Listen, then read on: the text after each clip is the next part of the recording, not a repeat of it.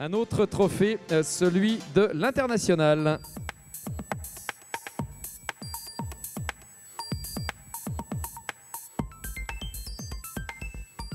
Et donc, Messa Bouzidi, pour la région Rhône-Alpes, va nous délivrer le nom de l'entreprise lauréate dans quelques instants. Voilà, dans la petite enveloppe, vous allez tout nous dire. Alors, comme c'est un trophée de l'international, donc je vais vous le faire à la festival. Donc, and the winner is Michel et Hermette Massiotra de la société MTS à Montréal-Lacluse. Eh bien voilà, the winner are, en l'occurrence, ils sont deux, la société MTS, Michel et Hermette Massiotra, qui vont nous rejoindre dans quelques instants. Et en attendant qu'ils ne nous rejoignent, eh bien, on va effectivement projeter le film les concernant.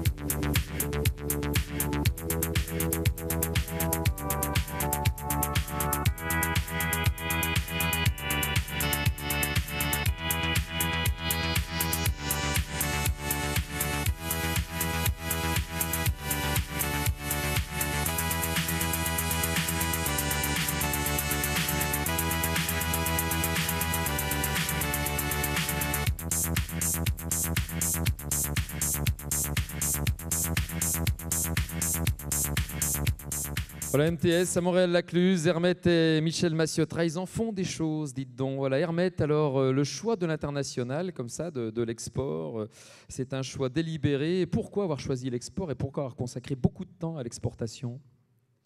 Eh bien, écoute, c'était en 1995. Nous n'avions pas la loi LME en France et je cherchais un peu de trésorerie.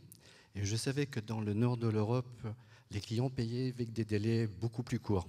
Donc, je me suis orienté sur l'export et je suis parti sur le Danemark, l'Allemagne, les Pays-Bas, où les délais de règlement étaient de l'ordre de 14 jours net, alors qu'en France, nous étions payés à 90 jours, fin de mois le 10. Donc, effectivement, je suis parti sur le nord avec une barrière linguistique, puisque... le scandinave, c'est un peu raide au début. Oui, effectivement, c'est un peu raide. Oui. Le hollandais aussi, sur les routes du Tour, j'entends ça groute, groute, groute, c'est un peu pas bon, oui. Mais bon, ça existe. Mais c'est presque ça, puisque mon premier salon, je l'ai fait à Bâle. Et à Bâle, c'était donc le suisse alémanique, incompréhensible. Et je me suis retrouvé sous un escalator mal situé.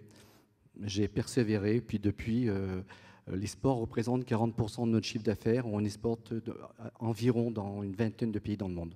D'accord, donc plutôt une vraie réussite l'export, alors vraiment. Oui, voilà. Je pense que j'ai mis des hommes et des femmes pour pouvoir aujourd'hui continuer à progresser. On a de grandes ambitions.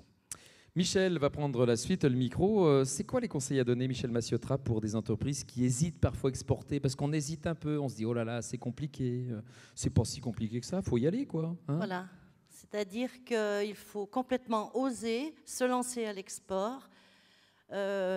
Pour beaucoup d'entreprises, au même titre que nous, on n'a pas forcément un produit fini innovant à proposer dans ces pays. Mais on a un savoir-faire, un véritable savoir-faire, une expertise qui est tout aussi capable d'être exportée. Ça, c'est important de le dire. On peut imaginer qu'on peut exporter que des produits finis. Non, un vrai savoir-faire peut être exporté. Aussi, il faut s'adapter, c'est-à-dire que à la fois, il faut prendre la culture de nos clients, savoir où on va, apprendre non seulement à les visiter, mais à les accueillir et non pas simplement les recevoir. En France, on ne sait pas tellement recevoir les gens qui viennent de l'étranger. Lorsqu'ils sont accueillis en Chine, je suis désolée, on n'a pas les moyens des Chinois, mais ils sont reçus à l'aéroport en limousine, on les emmène dans des 6 étoiles. Il ne faut pas s'étonner parfois que certains choisissent aussi l'accueil des pays d'Asie. En France, on a toute autre chose. On a des valeurs, on a l'esprit d'entreprise familiale. Et pour nous, accueillir un client prend tout son sens. On va le chercher à l'aéroport, on dynamise toute notre équipe autour de ce client, on dresse le drapeau à l'entrée de l'usine sur les mâts, et ça, pour eux, c'est très important.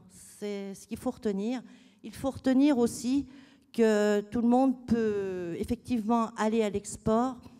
Il y a bientôt, prochainement, à Classe Export, le salon de Classe Export, donc le 4 et le 5 décembre, et tout le monde peut trouver les dispositifs, les acteurs qui peuvent guider les entreprises dans cette démarche. C'est très important. L'ERAI nous a aidés, qui a été cité tout à l'heure. Notre avenir dans l'export, c'est aujourd'hui d'aller au-delà, puisqu'on tente d'exporter notre savoir-faire et certains produits dans les pays du Moyen-Orient et la Russie. D'accord, c'est pas Voilà. tout à fait la même culture, mais bon, bonne réussite à vous en tout cas. Voilà. Voilà. Et puis le drapeau français, il n'y est plus. Flottera sur la Mais marmite. on ne manque pas d'indiquer le drapeau français sur les logos et sur tous nos produits.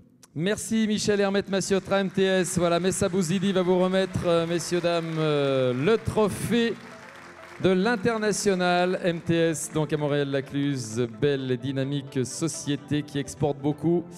Et voilà, donc petite photo de famille avant que vous ne rejoigniez vos sièges respectifs. Merci encore et bravo, et à tout à l'heure au cocktail, bien sûr.